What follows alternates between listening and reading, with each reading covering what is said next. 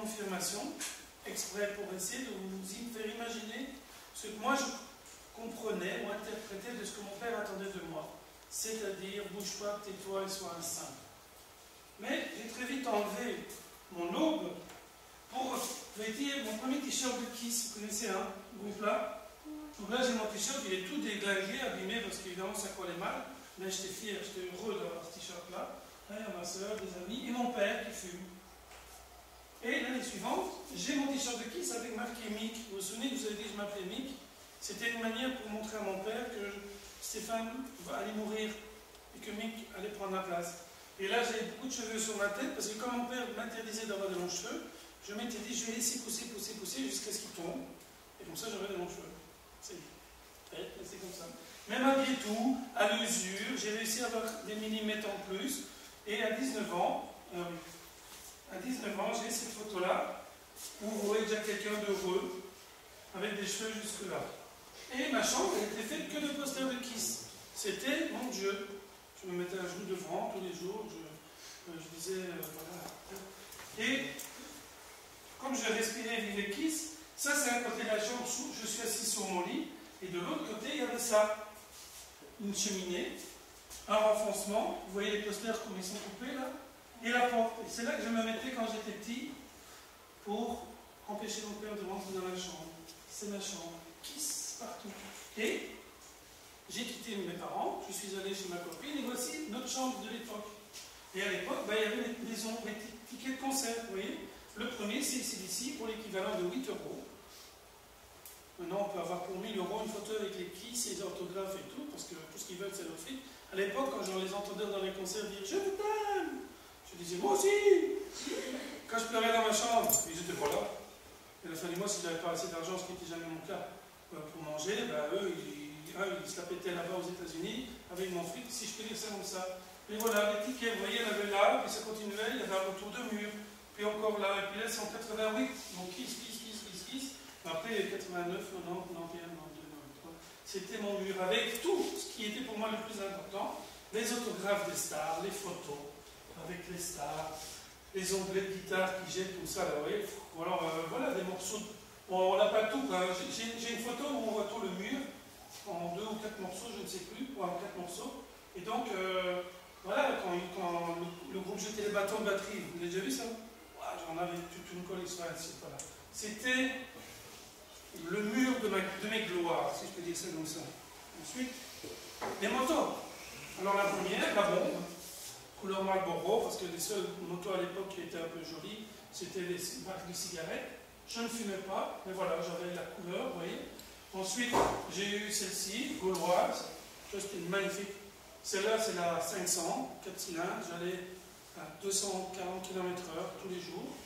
Et là, la moto comme ça, c'était pour essayer un petit peu, j'avais des problèmes de dos.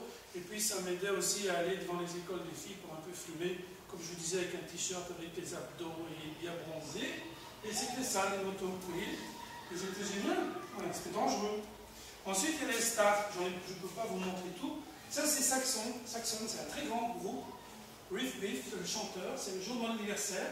Avec mon t-shirt de Kiss, vous voyez, je n'avais pas honte. Alors voilà, je les ai rencontrés dans une friture en Belgique, à Pottering. Puis ça, c'est 2 jours en Angleterre. C'est pas les vrais Kiss, mais ils étaient là. Ça, c'est un cover band. Et ça, c'était 2 jours à Londres, où on les a vus, comme je vous vois, dans un théâtre, le soir à Wembley, dans une salle de... énorme, j'ai jamais vu faire. C'était une grande salle à Londres. Et là, vous voyez les cheveux. Ça, c'est une photo que ma copine avait prise de l'époque. Donc, on avait acheté une maison, on a tout démonté, on a tout bâti, plus ou moins. Vous voyez la tignasse, quoi. C'était autre chose. Et c'est une photo où j'ai vite fermé les yeux. Parce que, bien que je me drogue, peu le savaient vraiment. Et mes amis, et tout ça, je ne voulais pas qu'ils le sachent trop. Et donc, je ne voulais aucune photo de moi dans cet état-là. Quand elle a fait la photo, hey, Mick, alors j'ai passé ma tête comme ça. Et j'ai vu qu'elle faisait une photo, j'ai vite fermé, j'ai fait ça. C'est ça la mimique. Vous voyez? Et ça, c'est la photo qui était dans la cuisine de ma mère. Et alors, quand je me suis converti, j'ai rencontré Dieu et que ma vie a changé, un jour, je lui ai demandé pourquoi tu avais cette photo dans ta cuisine. C'est vraiment pas une belle photo. Moi, je pense qu'à l'époque, tu aurais dû mettre une photo comme ça, ou ouais, avec des stars, montrer que j'ai réussi quelque chose. Elle dit non, non. Quand je voyais tes yeux, Ça m'aidait à prier pour toi tous les jours. Elle a usé des chapelets, ma mère a prié pour que je rencontre Dieu. Parce que je voyais combien tu étais malheureux. Et ça me fondait le cœur. Enfin, moi, j'ai eu la chance d'avoir une bonne mère. Voilà. Ensuite, les soirées. Alors ça, c'est le jour, pardon, ici, de mes 21 ans. Je vous disais, une de mes soirées, donc l'année suivante. Là, j'ai 21 ans. Voilà, ma bon, vous voyez les t-shirts, le beau-père de l'époque, avec ses cigarettes, sa bière, barbecue. Là au-dessus, c'était les amis que j'avais fait venir. Lui n'était pas invité. Et lui m'a fait rentrer dans le monde de la drogue. Pour 2 minutes de plaisir, j'ai mis 6 ans à m'en sortir. Ça, c'est au petit matin. Les amis, le club, des motards. Et le grand, c'était mon ami, Momo. Un ami, vraiment, qui en a beaucoup partagé. Et cette photo-ci, c'est 4h de l'après-midi. J'étais le témoin de son mariage. Et vous voyez, drogue et alcool, ce que ça donne comme tronche. 4h30, témoin d'un mariage, ça donne ça. Ça, c'était ma tête de tous les jours. Je lisais souvent que j'étais fatigué. La chambre de ma nouvelle maison, mes parents tapissent, voilà, ça va être une belle maison. Et là, la cheminée, avec le clou où mon père va déposer ses crucifix. Et comme je dis, ce PowerPoint a été créé à cause de vos professeurs qui ont demandé que je fasse ce genre de choses. Et en parlant une fois avec une de vos classes, il y a quelques années, peut-être 3 ans, je me suis rendu compte que au pied d'une cheminée, je m'encourais pour fuir les coups de mon père pendant une période de ma vie. Et au pied d'une autre cheminée, j'ai rencontré le Père, Dieu, qui a changé ma vie, m'a redonné le goût à la vie, qui m'a redressé, relevé. Tout ça parce que j'ai pu pardonner, mais aussi parce que lui m'a donné sa vie. Et c'est ça. Au pied d'une cheminée, j'ai retrouvé la vraie vie. Ça a duré 3 minutes. Ça fait 22 ans que je suis heureux. Avant et après. Il n'y a pas photo. Je mets au défi qui que ce soit dans le monde entier qui me dit ça, c'est psychologique, de faire ce genre de photo avec un gars comme ça. Pourtant, j'avais tout. J'étais l'homme le plus heureux. Enfin, je pensais, j'avais tout, l'argent, les filles, les concerts, les groupes Lazare, et voilà. La tranche du matérialisme. Voilà le sommet du matérialisme. La mort de l'âme, la mort de l'homme. Dieu passe, et ça c'est 4 ans après ma rencontre de Dieu. Je me marie à l'église. Et je donne vie à des enfants. Magnifique. Le jour de nos fiançailles, ça c'est la première photo après ma rencontre avec Dieu. Donc là, il doit y avoir 2 ans que j'ai fait l'expérience de Dieu. Et vous voyez la différence, toujours ce sourire. Hein, moi j'ai envie de dire, la vie, quoi, dans les yeux, on la voit. De l'autre côté, j'étais mort.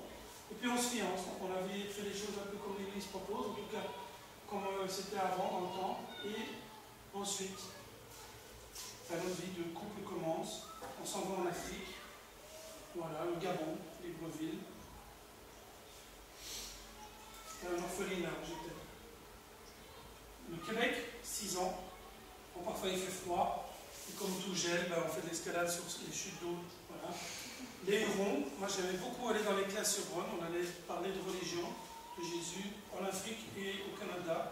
Mais les autochtones, il y a toujours quelque chose de particulier parce que nous, les Européens, les immigrants, on va avoir leur richesse. Aujourd'hui, ils sont dans des réserves.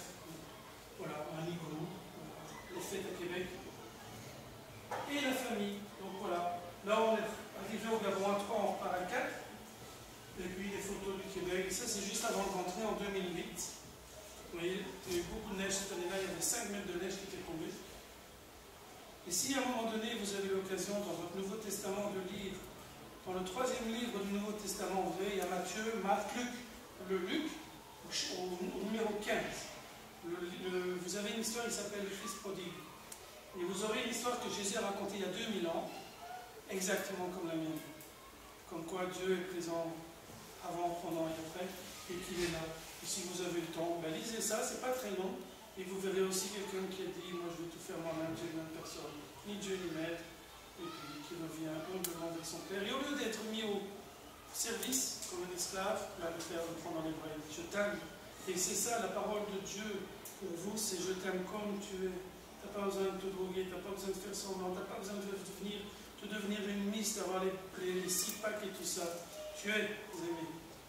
Et le seul qui peut te donner la vraie liberté, le vrai bonheur et la vraie joie, c'est Dieu.